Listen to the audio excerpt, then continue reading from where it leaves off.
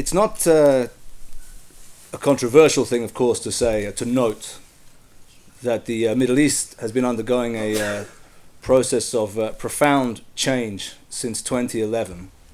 And what I'd like to try and do, really, in the overview I want to give in the next half an hour or so, is to try to trace the core elements of that process, and then to look at the ways in which regional states are seeking to take advantage of that process of profound change which the region is undergoing, and then finally to ask briefly at the end the question of what all that means for Israel and for us here.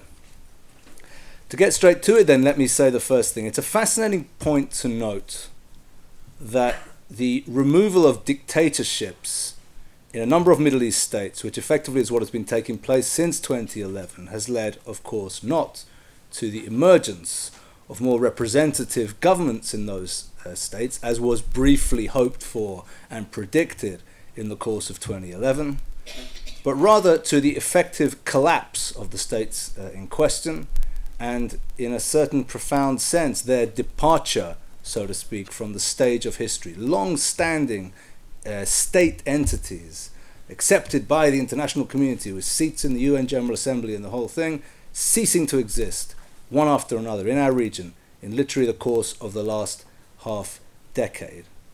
It is also fascinating to note that this implosion of states has taken place not uniformly, but rather specifically in a certain number of Arab states and not others. Those Arab states which, in my estimation at least, were the ones which lacked a strong national identity and which also lacked, or so to speak, strong national institutions.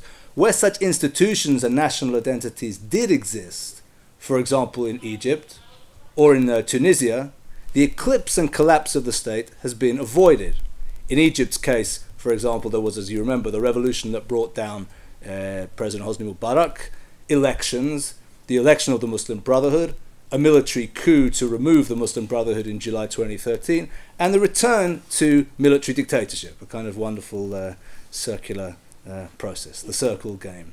Yeah, and important to note, all of that took place within Egypt, a strong state with a strong history, with strong borders, and those borders and that state identity were not affected by that, nevertheless, very, very traumatic process.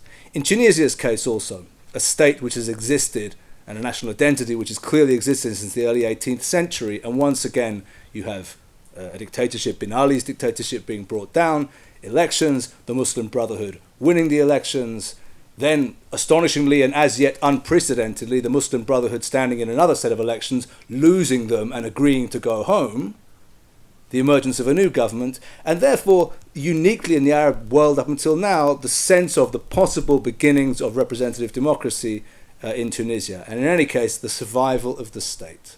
And nevertheless, with the exception of those two exceptions, in Syria, in Iraq, in Yemen, in Libya, among the Palestinian Authority also, collapse and splitting up and a cessation, a ceasing to exist of the entity in question as a unified sovereign or quasi-sovereign entity. I would suggest also that the state in Lebanon has been effectively eclipsed by a shadow state maintained by Hezbollah and by Iran.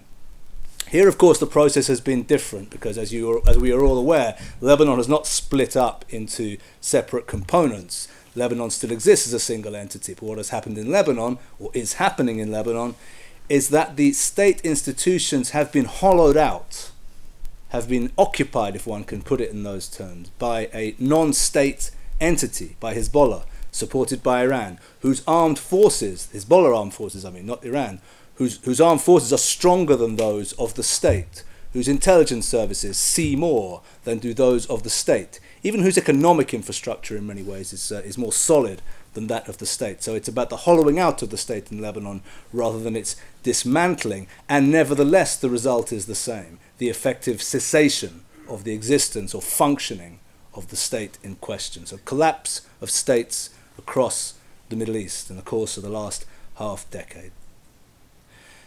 The result of the collapse of these states is that war among their ruins is taking place.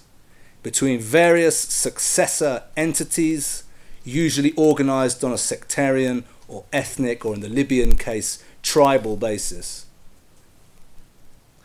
That is, the collapse of these brutal centralized states has taken down with it not only the institutions that once constituted the states, but also the not particularly well internalized national identities by which they justified their rule. And with this collapse, older, sub-state, primordial identities have returned. And these form the basis for the various political military organizations which are now doing battle over the ruins of Iraq and Syria, and in a different way in Lebanon, and a different way in Yemen, and also in Libya.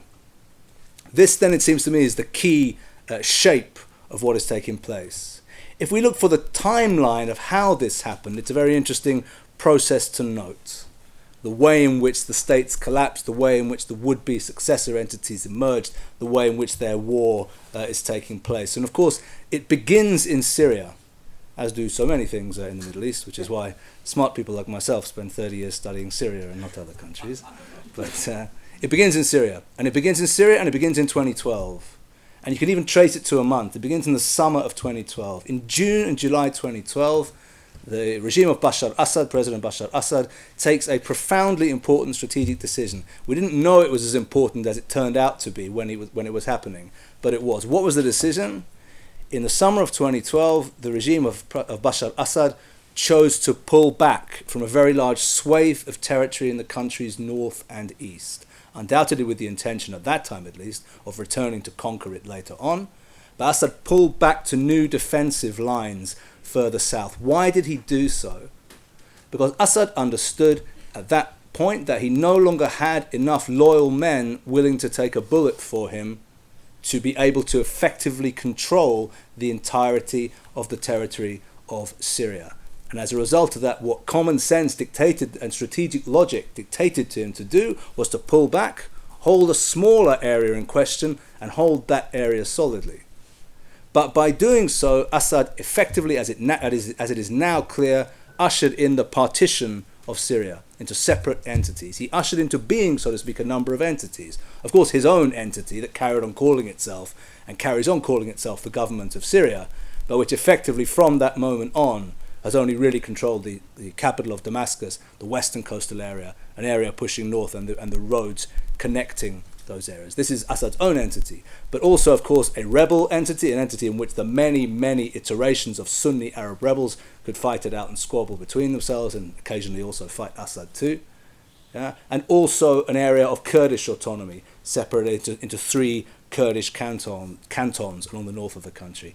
The Sunni rebel area, of course, has since subsequently re-split into an area controlled by the thing that calls itself Islamic State, with which you are all familiar, and another area in which the various other rebels are still duking it out, but the most dominant emergent among them is the organization called Jabhat al-Nusra, again, which I think everybody here is familiar with, which is the official franchise of the Al-Qaeda network in Syria. So Syria effectively separating into four. It sounds obvious now, we know all this has happened, but I can just tell you as a kind of tiny anecdote to somebody who's worked quite a bit in Syria over the last 3 or 4 years, that it was quite an astonishing thing to behold. I entered Syria twice in the course of 2012, once in February and once in August. That is to say, in between, the pullback from the border happened in between these two visits. And it was quite an incredible thing to behold, because in February 2012 there was something that looked like a proper international border between Syria and Turkey, in which Assad's army was patrolling, and there was barbed wire fences and dogs, and journalists had to be very, very lucky and very, very careful crossing in there. And when you crossed in there, you had the sense of entering a country. There was a government, you didn't have permission to be in there, Assad's army was all around, and you had to be very, very careful. And it was a fascinating thing to know that by August 2012, none of that was true anymore. By August 2012, if you entered northern Syria, you still had plenty of what to worry about. But Assad's army was no longer what you had to worry about. It was far to the south. It was still there fighting in Haleb and elsewhere, but it was along a clear line to the south. And in subsequent trips, and if you were to go to northern Syria today, you'd still have plenty of what to worry about. But Assad's army and the Assad regime would be a distant memory.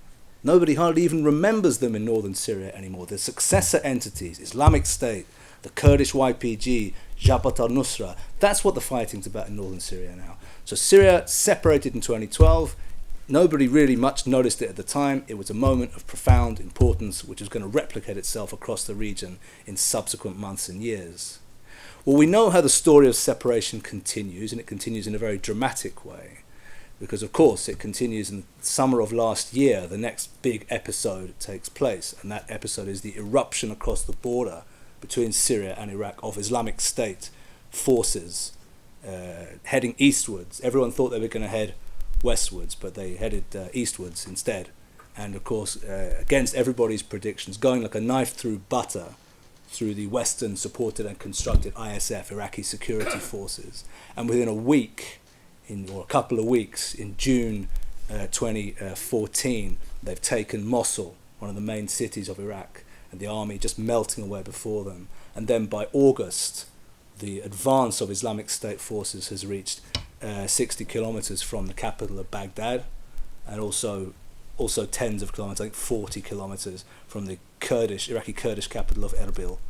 And Erbil and Baghdad look very close to falling, and probably would have fallen were it not for the intervention of Western air power after August 7th, which probably saved both cities and probably prevented a genocide. So ISIS, by powering into central Iraq, Sunni central Iraq in the summer of 2014, creates a similar function to what Bashar did in Syria in June, July 2012, namely separating Iraq de facto into three entities. Once again, it's three entities. ISIS create their own entity in the center of the country, of course, in the Sunni Arab majority center of the country, but by doing so, they also create de facto two other entities. The Kurdish regional government to the north of Masoud Barzani, and again, the thing that continues until today, entirely erroneously in my estimation, to call itself the government of Iraq, which controls Baghdad and the areas to the south, and which is, in effect, the Shia component, neither more nor less than the Shia component of a partitioned country today, with no real de facto legitimacy, in my estimation, and people are free to ask about this later on if people want to, no more real legitimacy than the KRG of Barzani to the north, and even arguably also of the Islamic State in the middle.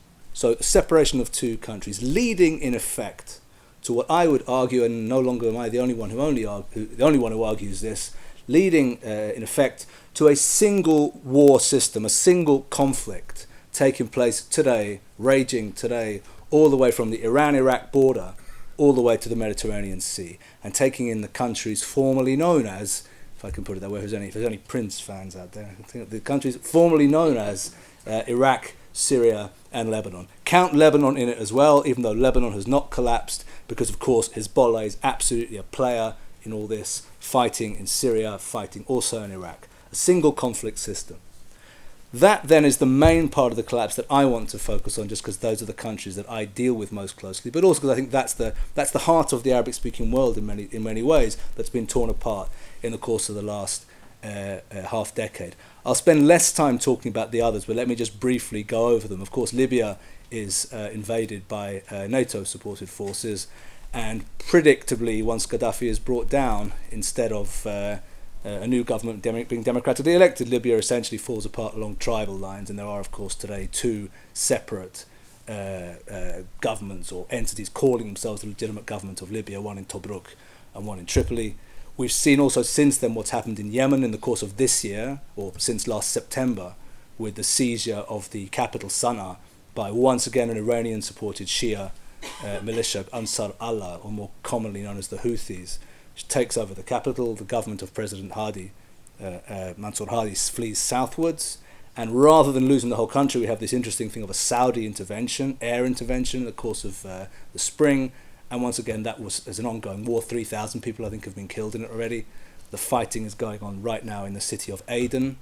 The Houthis are still trying to reach the strategically crucial Bab el-Mandeb Strait, which offers which offers control effectively of energy resources from the Persian Gulf to the Suez Canal through the very narrow Gulf of Aden. That's what the fight's about. It's an ongoing war. Yemen too has effectively collapsed today. And lastly, of course, the one which generally is not included, but I include it in discussions of this kind, which is the Palestinian Authority. Because the usual timeline with all this is to say, well, the Middle East instability began, I don't know, with the American invasion of Iraq, perhaps, or many other ways of dating it. One interesting way of dating it is to say that the Palestinian mini-civil war in 2007 was kind of a sign of what was to come, because that was once again a war which ended with the effective separation or partition of the area ruled by the entity in question into two separate authorities, of course the Islamist authority in the Gaza Strip and the al-Fatah ruled authority ruling out of Ramallah. And this also, I would suggest, deserves to fit into the same broad rubric of a people with a fairly narrow or shallow, is perhaps a better way of putting it, sense of national identity, very, very weak national institutions, which then have fallen apart and have now separated, and we're now nearly a decade on from 2007, and there are no signs at all de facto of the two authorities reuniting or of the rebirth of a single united Palestinian Arab national movement. So therefore we can observe that process and has taken place in our time in what I regard as the most crucial space in the Arab world, beginning effectively with Bashar Assad in 2012, but other examples we can find also even preceding that, and certainly following on from that. Okay, thus far then with regard to the collapse of states and the reasons why some states collapse and others don't. It is crucial to understand that this collapse of states and this return to sectarian war is taking place within, and to a great extent is being defined by, a broader Middle Eastern strategic contest, characterized in my estimation by the following factors. Firstly, the hegemonic ambitions of the Islamic Republic of Iran, which probably don't need to be explained in great detail in this forum. The desire of the government, which has been in place in Iran since or the regime, which is better, which has been placed in Iran since 1979, to replace the United States as it regards it as the hegemonic power in the Gulf and also all the way to the Mediterranean, to emerge, it and its allies, as the single dominant power in the region. This is factor one. Factor two is the growing attempt by Sunni Arab and indeed non-Arab Sunni powers to resist this. And of course, chief among these, and I'm sure we'll discuss this further, the efforts of the Kingdom of Saudi Arabia to resist this. And thirdly and finally, the desire, the factor three, so to speak, the desire of the United States to withdraw from close and active involvement in Middle East affairs. The result of this context is that the various players in the various conflict arenas are the subject of interest and sometimes sponsorship and sometimes patron-client relations by one or another of these larger players engaged in competition across the region. Now, this process is most obvious and apparent in the case of the Iranians and their allies. That is to say, the Iranian-led bloc in the region is the easiest one to discern and to quantify. And there's good reason for this.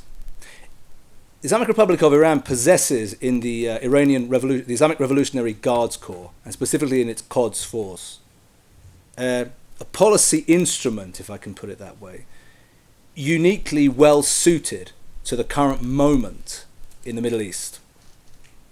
And what I mean by that is that the IRGC's central raison d'etre is the creation, development and sponsorship of proxy paramilitary forces designed to serve the Iranian state interest. That's what it's there for. In other words, this is a body created for the spreading of the Iranian Islamic Revolution Iranian style. It's quite a rare kind of body to have. Most states don't have instruments like this. Right? It's a very unusual type of thing to have. The Soviet Union used to have a thing called the Comintern that people here are probably familiar with. Right? A thing designed to spread communist revolution. But most states don't have entities whose whole job is the spreading of revolution. Now, in the case of the IRGC, this is not simply a notion, because rather what it is it is a cadre of men whose whole activity since 1979 has been the spreading of Islamic revolution. And in the course, as you can imagine, of the last 30 years, they've built up then an enormous amount of tactical skills in that. They're very, very good at it. Now, this is not just theoretical stuff. It means that when Syria collapses, or when Iraq collapses, it is the Iranians who are ready, in an instant, to send in the right men who know exactly how to get things organized for their side. And I would argue it is the result of the existence of IRGC more than any other single factor. There are other factors too we could go into, and we can if people want to later on, but this is the single most important factor which contributes to the fact that the Iranian side of the line, so to speak, in this context, is by far the most coherent, by far the most well-organized, by far the most centralized. The lines are easy to locate and easy to draw. So if we think of listing the key clients of the Iranians at this particular side of the conflict, of course there is Hezbollah in Lebanon, above all others perhaps, in a certain sense the prototype of Iranian regional advance, created in 1982 as the prototypical, if we can put it that way, political military organization created by the Iranian Islamic Revolution, a long-standing patient investment which in 2008 or thereabouts finally concluded with the falling of the entire state of Lebanon into the hands effectively of Hezbollah. So a long investment over a long period of time ends up with winning the big prize. The organization you create out of a bunch of ragged Shia Islamist activists in Baalbek in 1982 ends up inheriting the country nearly 30 years later. Secondly, of course, the Assad regime as a key client of the Iranians. And again, we can note the importance of the Revolutionary Guards in the survival of the Assad regime. I mentioned at the beginning that Assad's big problem in 2012, the reason why he ended up splitting the country in 2012, was because he was short of men. This shortage of men came very close to destroying the regime in the end of 2012. Those of you who are familiar or have followed the Syrian war closely will know what I'm talking about. Remember the fighting began in Aleppo, and then there was the killing of Asif Shaukat in Damascus, and the rebels looked like entering Damascus very soon. It looked like it was almost over for Assad. What saved him was the creation of a new armed force called the National Defense Forces, or Jaish al-Sha'bi. The people who moved in to create that force was the Revolutionary Guards. Using the skill set that they have in the creation of these type of forces, they moved in to save Assad, whose regular army could no longer be relied upon, created a whole new light infantry force for him. That was what plugged the gap of manpower, and so far at least has saved the regime. And you may not be surprised to know that I don't know if you're surprised or not, but I'm not one of the people, and they exist now in the analyst community, who think that President Assad is now doomed and it's a matter of time and Assad's going to lose. No, don't take any of that seriously, and especially not since after the nuclear deal, which is going to give the Iranians another $150 billion, and plenty of it will be going to Bashar Assad, you mark my words, and he'll be around for a while to come. Thirdly, Iraq. The government of Iraq as a client of the Iranians, but more importantly, the three most significant Shia militias in Iraq, the Badr Brigades, the Asaib Ahl al-Haq organization, and the Kataib Hezbollah. You don't need to remember the names, just remember the following.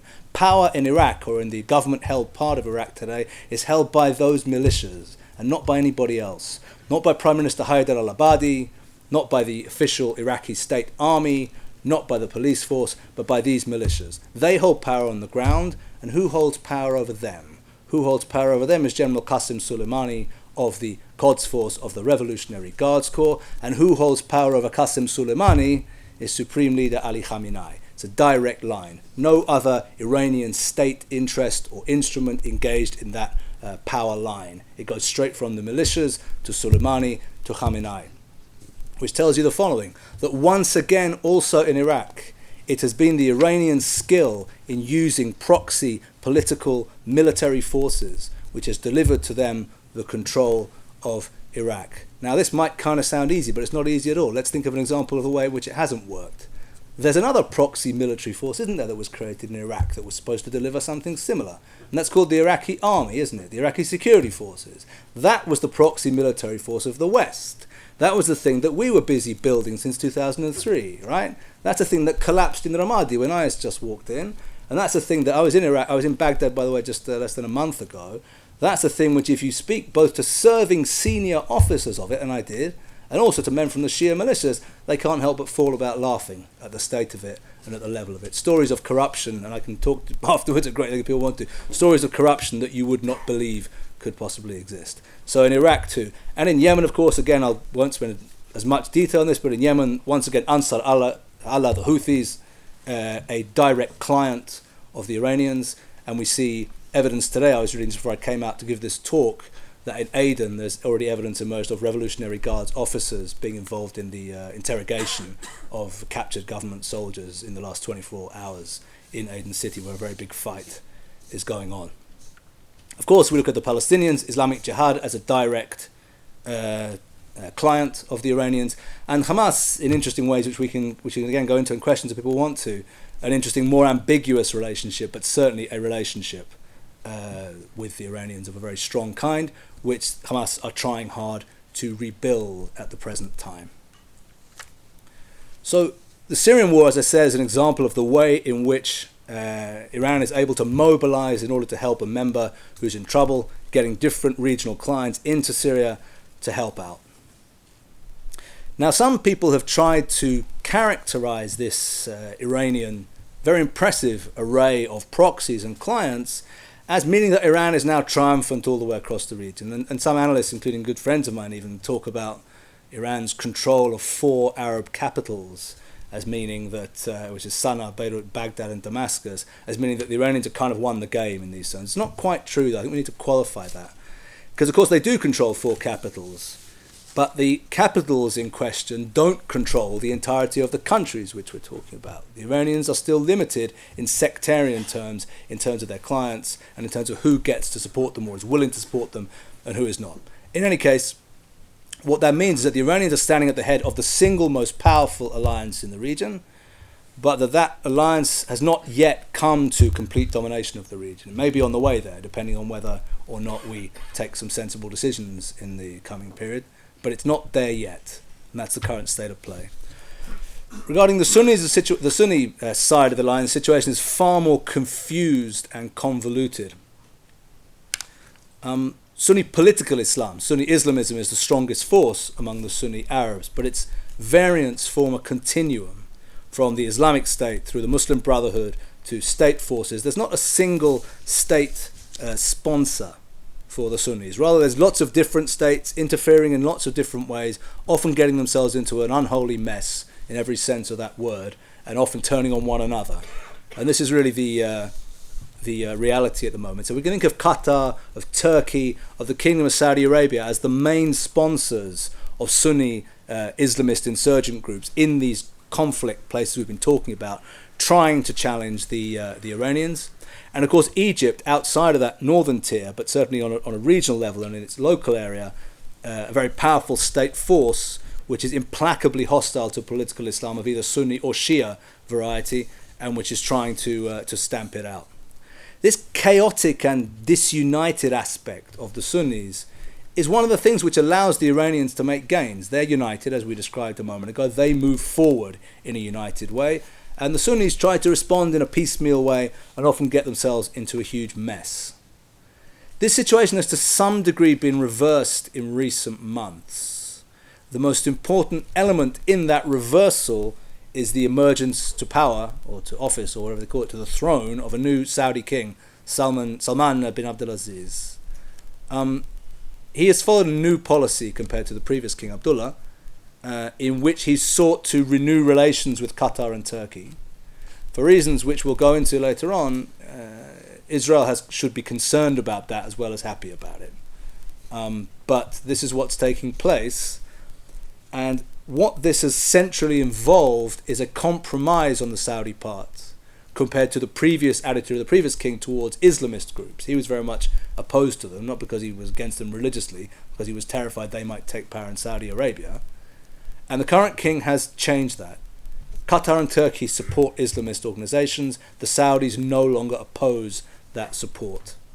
And we should look at the recent visit, last weekend actually, of Hamas leader Khalid Mash'al to Riyadh, in my estimation, as part of that sense of outreach that the Saudis are currently going in for with regard to Sunni Islamist groups. What are they trying to do? What's King Salman trying to do in all this? What he's trying to do is to create a united Sunni front against Iran. The nuclear deal features high in all this, of course. There is a sense which the Sunnis have, and Saudis perhaps above all others, of abandonment at at the hands of their greatest patron, the United States of America.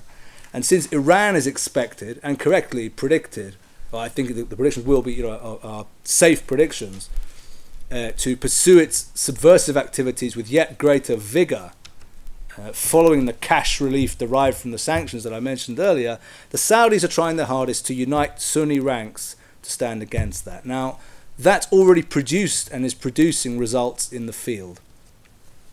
You've probably been following, or have probably followed, the greater successes of the Syrian Rebels in recent weeks.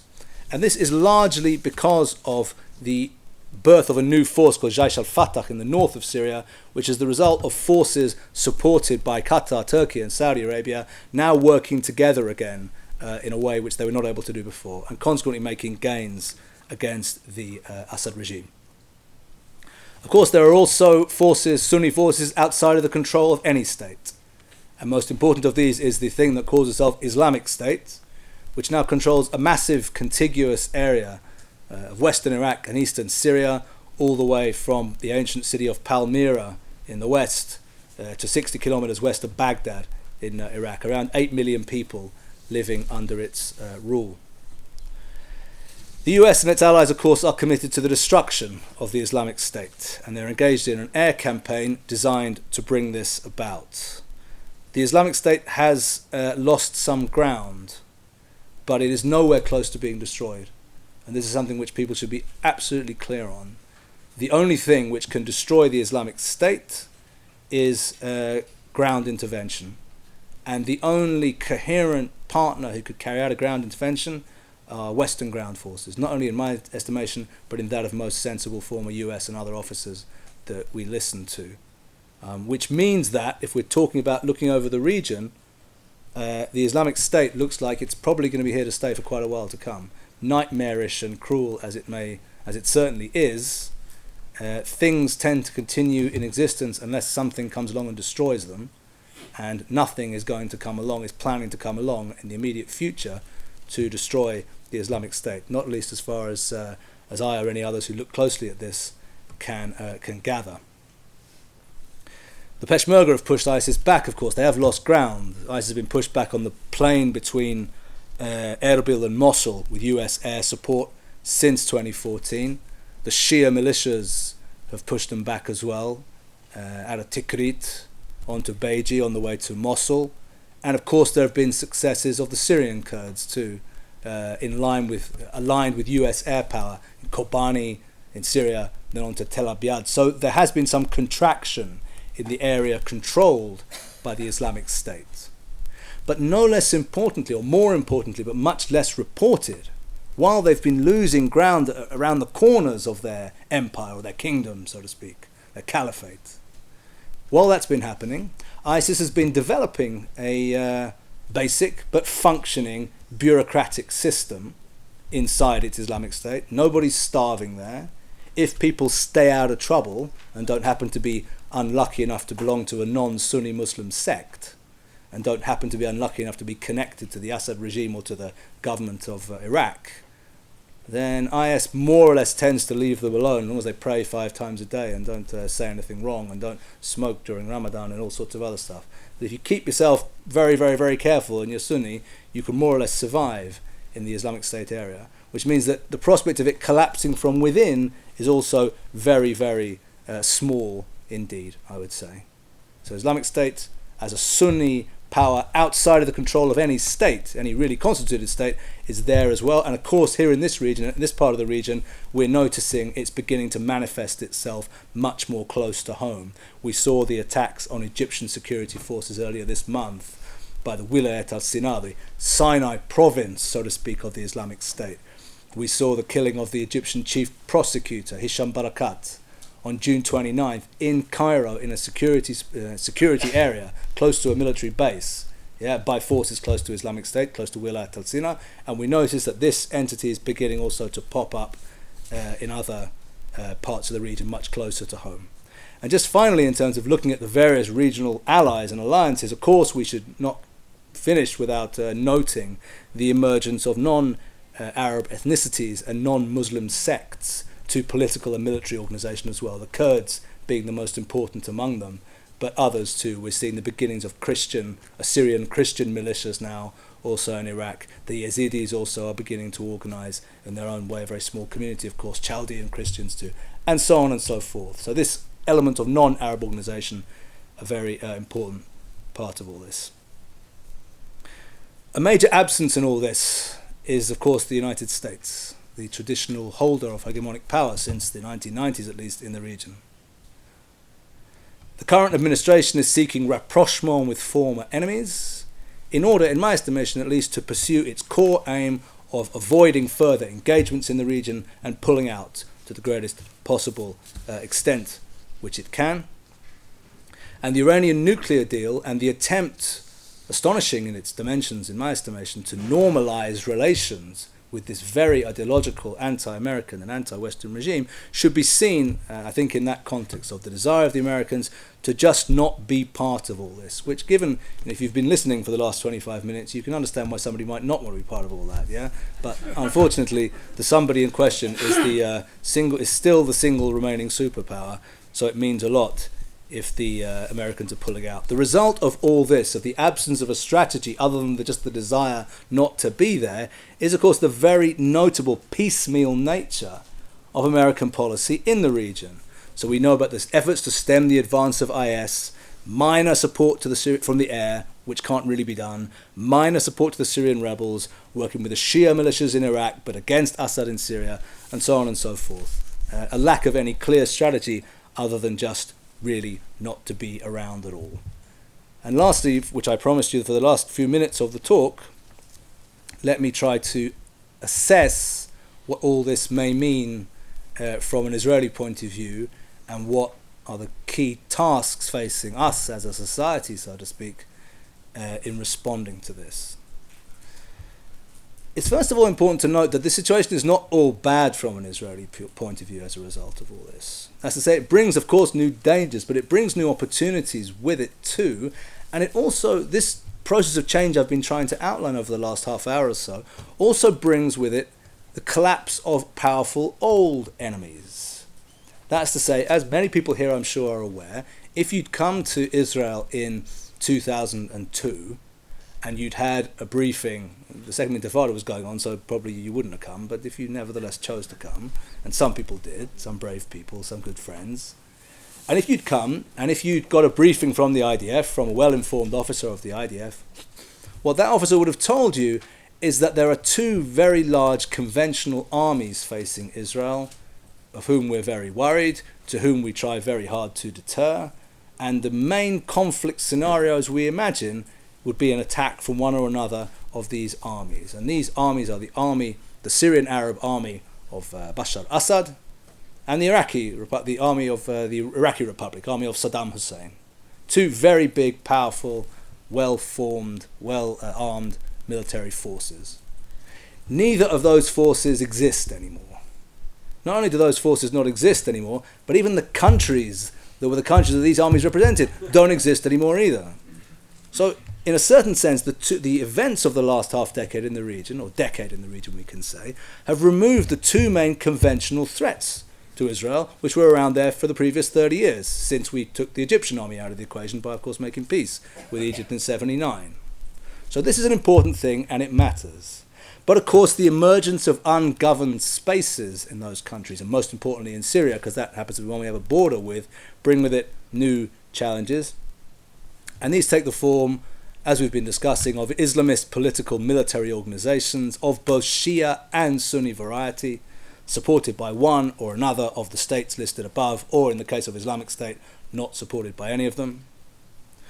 The Iran-led alliance, of course, is committed to Israel's destruction, and its Hezbollah client remains the most formidable single one of these type of organizations aligned against Israel.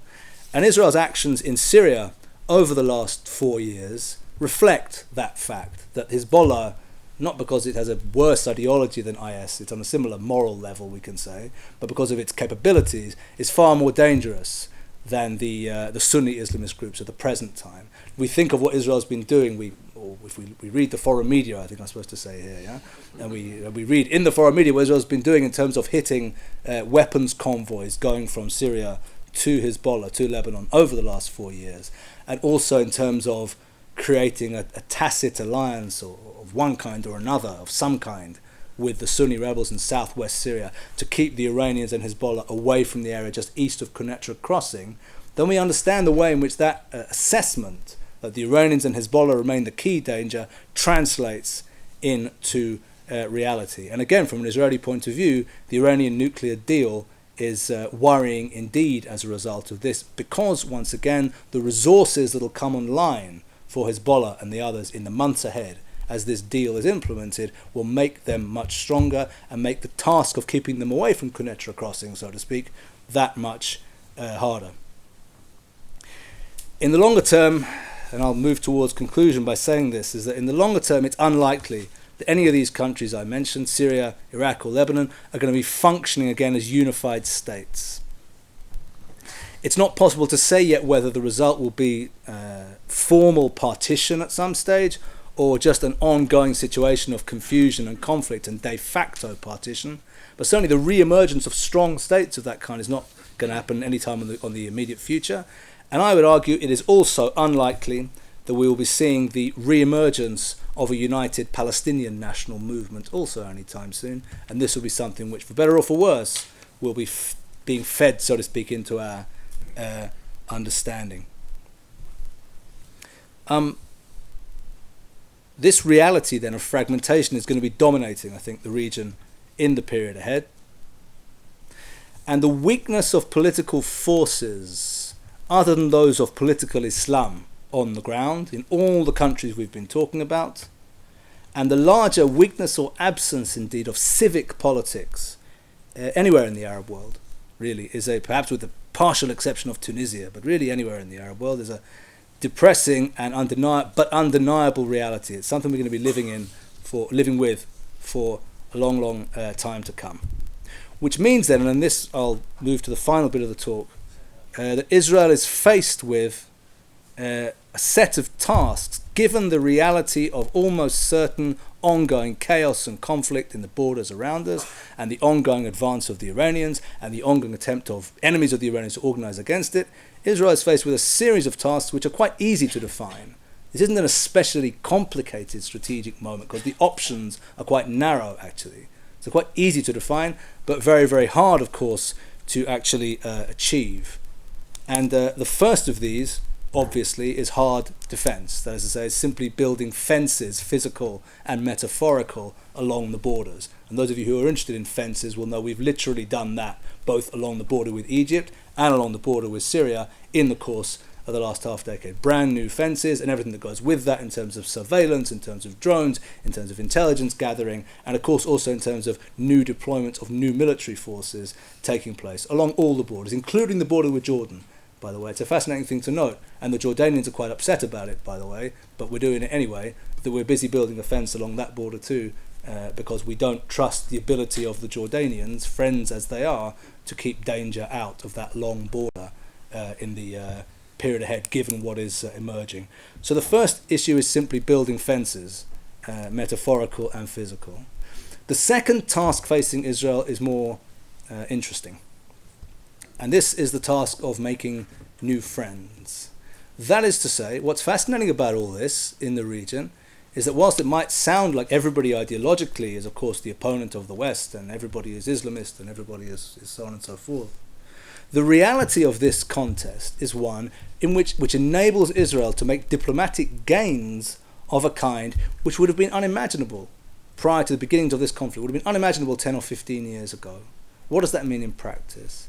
It means that if the Saudis are terrified of the nuclear deal just concluded, and if they are terrified of the advance of Iranian power, and they are, in Syria and in Iraq and in Yemen, in the countries surrounding them effectively, and if they're worrying, and they are worrying, about the first signs of Iranian subversion of a similar kind in Bahrain and also in Kuwait, in areas of large Shia, well in Bahrain's case a Shia majority, in Kuwait's case a large Shia minority, and they're terrified by all this, it means that they are going to be willing, and if they're to finish it, and if they're also worried because of the absence of the United States, who they traditionally relied on to look after them in situations like this will make the Saudis, and it is making the Saudis, far more amenable to a different kind of conversation with Israel, covertly already for a long time, and we're already now beginning to witness, of course, in recent weeks with Ambassador Dori Gold, the first examples of overt contacts also between Israelis and Saudi Arabians. Saudis are just one example. There are many other possible friendships of that kind, based on the good issue, the good glue, so to speak, for friendship of the possession of a common enemy. We think of the way in which Israel, again behind the scenes, is building relations with United Arab Emirates.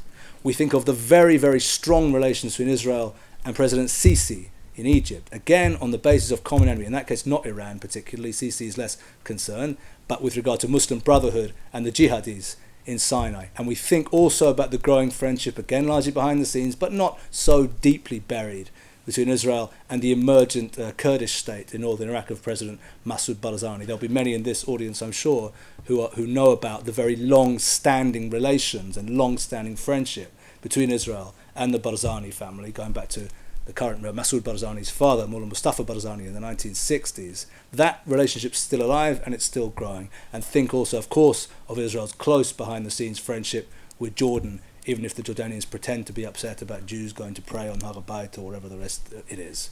So, first of all, building fences and hard security, but second of all, new opportunities too, in terms of possibilities for new friendships, new alliances, based on possession of shared enemies. And just to close, let me say the following couple of sentences.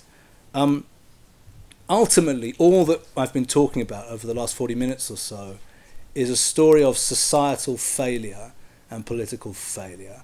It's not that hard to understand it. That's to say, ultimately, what this is all about is it is about the failure of the Arab state in the post-colonial period to successfully develop polities and civil societies and economies and states that people want to live in, and even solid national identities.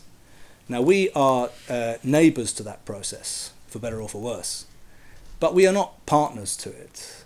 For the deep problems that we have in our society that we don't try to pretend that are not there, we're not a failed state. Our national identity is not in question. The loyalty of our soldiers, for sure, is not in question. Their willingness to sacrifice and to go forward is not in question. The patriotism of Israeli Jews and non-Jews, is not ultimately in question. The future of our institutions, troubled as they may sometimes be, is not in question.